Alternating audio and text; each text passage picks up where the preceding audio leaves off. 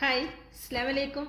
ഇന്ന് നമ്മൾ ഉള്ളി കൊണ്ട് വളരെ സിമ്പിളായി ചെയ്തെടുക്കാവുന്ന നല്ല ടേസ്റ്റിയായ ഒരു ചമ്മന്തിയുടെ റെസിപ്പിയാണ്. ഈ ഒരു ചമ്മന്തി മതി എത്ര ചോറ് വേണമെങ്കിലും കഴിക്കാൻ പറ്റും. ഒരു ടേബിൾ സ്പൂൺ വരുന്ന വെളിച്ചെണ്ണ ഒഴിച്ച് കൊടുത്തിട്ടുണ്ട്. ഇനി ഇതിലേക്ക് ഞാനൊരു 10-20 ചുവന്നുള്ളി എടുത്തിട്ടുണ്ട് കേട്ടോ. അതുകൂടെ ചേർത്തിട്ട് നന്നായിട്ട് ഇതുപോലെ ഒന്ന് വഴറ്റിയെടുക്കണേ. ഇതിങ്ങനെ ഇതുപോലെ ഒന്ന് വഴറ്റിയെടുത്തു കഴിഞ്ഞാൽ നമ്മളിതൊരു പാത്രത്തിലേക്ക് കോരി മാറ്റാം. അതായത് ഇവിടെ നമ്മൾ കോരിയെടുത്ത് മാറ്റിയിട്ടുണ്ട്. ഇനി നമ്മൾ ഇതിലേക്ക് ചേർത്ത് കൊടുക്കുന്നത് പുളിയാണ് കേട്ടോ. ചെറിയൊരു കഷ്ണം പുളിയാണ് എടുത്തിട്ടുള്ളത്. നിങ്ങൾക്ക് എത്ര പുളി വേണം അതിനനുസരിച്ച് ചേർത്ത് കൊടുക്കുക. ഒരുപാട് പുളി കൂടിയാലും ടേസ്റ്റ് ഉണ്ടാവില്ല. 2-3 തണ്ട് കറിവേപ്പില കൂടി ചേർത്ത് കൊടുത്തിട്ടുണ്ട്. എന്നിട്ട് ഇത് രണ്ടും കൂടി നന്നായിട്ടൊന്ന് മൂത്ത് വരണം. മൂത്ത് വന്നതിന് ശേഷം അത് നമുക്ക് ആ ഉള്ളിയുടെ പുറത്തേക്ക് കോരി മാറ്റി കൊടുക്കാം.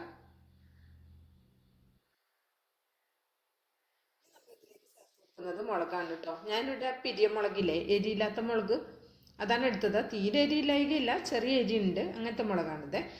അപ്പോൾ ഇതുകൂടെ ഒന്ന് നമുക്കിതൊന്ന് വറുത്തെടുക്കാം.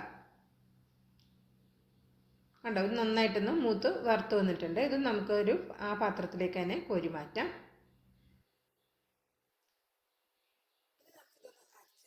അരച്ചെടുക്കുക വെച്ചാൽ തരിതരിപ്പായിട്ട് അരച്ചെടുക്കണം. അവസാനം ഇത് അരച്ചതിനൊക്കെ ശേഷം നമ്മളിതിലേക്ക് ഒരു ചേരുവ കൂടി ചേർത്ത് കൊടുക്കുന്നുണ്ട്. വീഡിയോ സ്കിപ്പ് ചെയ്യാതെ കാണാൻ ശ്രദ്ധിക്കണേ.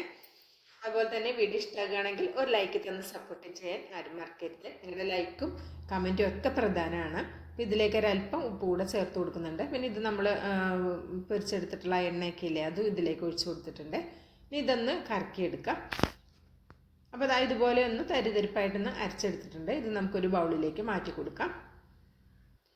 വീഡിയോ കാണുമ്പോൾ തന്നെ ഒരു ലൈക്ക് തരാൻ മറക്കരുത്. ലൈക്ക് തരുമ്പോൾ ഹൈപ്പ് എന്നൊരു ഓപ്ഷൻ കൂടി ഉണ്ട്, അതുകൂടി ചെയ്യാൻ മറക്കരുത് കേട്ടോ. അങ്ങനെ ചെയ്യുമ്പോഴേ ഉള്ളൂ എല്ലാവരിലേക്കും നമ്മൾ വീഡിയോ എത്തുള്ളൂ കേട്ടോ. അപ്പോൾ വ്യൂവും ഒരുപാട് കുറവാണ് കേട്ടോ. അപ്പോൾ എല്ലാ കൂട്ടുകാരും ഒരു ലൈക്ക് തന്നിട്ട് കമൻറ്റും ചെയ്തിട്ട് സപ്പോർട്ട് ചെയ്യാൻ മറക്കല്ലേ. അപ്പോൾ നമ്മൾ ഇതിലേക്ക് ചേർത്ത് കൊടുക്കുന്നത് പപ്പടമാണ് കേട്ടോ. പപ്പടം കൂടി അവസാനം ഇതിലേക്ക് ചേർത്ത് കൊടുക്കണം. അപ്പോൾ 1 ടീസ്പൂൺ വരുന്ന വെളിച്ചെണ്ണ കൂടി ഞാൻ ചേർത്ത് കൊടുത്തിട്ടുണ്ടായിരുന്നു.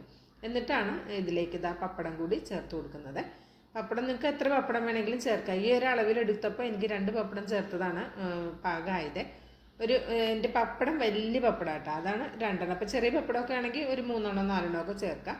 പിന്നെ നിങ്ങളുടെ ടേസ്റ്റിനനുസരിച്ച് പപ്പടത്തിൻ്റെ അളവിൽ വ്യത്യാസം വരുത്താം കേട്ടോ. അപ്പോൾ പപ്പടം കൂടി ചേർത്ത് വെക്കൊണ്ട് പൊടിച്ച് നല്ല ടേസ്റ്റാണ്, സൂപ്പറാണ്. ഈ ഒരു ചമ്മന്തി മാത്രം മതി കേട്ടോ, നമുക്ക് ഒരുപാട് ചോറ് തിന്നാൻ പറ്റും.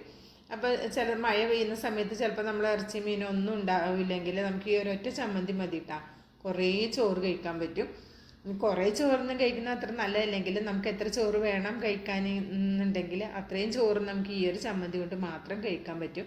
പിന്നെ കഞ്ഞിക്ക് നല്ല അടിപൊളി കോമ്പിനേഷനാണ്. അപ്പോൾ വീഡിയോ ഇഷ്ടമാകുകയാണെങ്കിൽ കാണുമ്പോൾ തന്നെ ഒരു ലൈക്ക് തന്ന് സപ്പോർട്ട് ചെയ്യാനും, സബ്സ്ക്രൈബ് ചെയ്ത് കാണുന്ന കൂട്ടുകാർ ഒന്ന് സബ്സ്ക്രൈബ് ചെയ്ത് ബെല്ലൈക്കൺ ഒന്ന് എനേബിൾ ചെയ്ത് വെക്കാനും മറക്കില്ല കേട്ടോ. അപ്പോൾ ഞാൻ നല്ല ചൂട് ചോറിൻ്റെ ഒപ്പമാണ് കഴിക്കുന്നത്. ഇവിടെ മട്ടേരി ചോറാട്ടോ, മട്ടേരിയാണ് ചോറ് വയ്ക്കുന്നത്.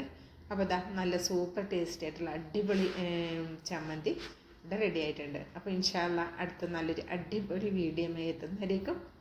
എല്ലാ കൂട്ടുകാർക്കും നന്ദി, നമസ്കാരം.